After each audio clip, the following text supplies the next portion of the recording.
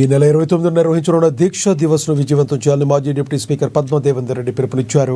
ఈ మేరకు మెదక్ జిల్లా కేంద్రంలోని బీఆర్ఎస్ పార్టీ జిల్లా కార్యాలయంలో జిల్లా ముఖ్య నేతలతో సన్నాహక సమావేశం నిర్వహించారు. దీక్షా దివస్ రోజు నిర్వహించే కార్యక్రమాల గురించి నాయకులతో కలిసి ఆయన చర్చించారు. తెలంగాణ చరిత్రలో నిలిచిపోయే రోజు నవంబర్ 29 అన్నారు. సర్పంచులు, ఎంపీటీసీలు, గ్రామశాఖ అధ్యక్షులు, సభ్యులు, కార్యకర్తలందరూ తప్పనిసరిగా పెద్ద ఎత్తున హాజరు కావాలని పిలుపునిచ్చారు.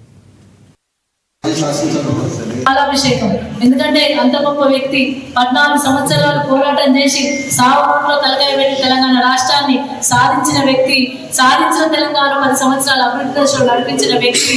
మరి తెలంగాణ రాష్ట్రం మొత్తం కూడా సారే రామాలే, కేసీఆర్ గారే ఉండాలని కోరుకుంటున్న వ్యక్తి.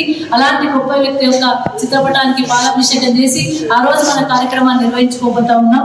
కాబట్టి మరి మన నియోజకవర్గం నుండి, మన జిల్లా నుండి కూడా పెద్ద ఎత్తున అన్ని మండలాలకు వెళ్ళి కూడా అందరూ తల్లి వచ్చి ఈ కార్యక్రమాన్ని విజయవంతం చేయాల్సిందిగా అందరికీ కూడా విజ్ఞప్తి చేస్తా ఉన్నాం.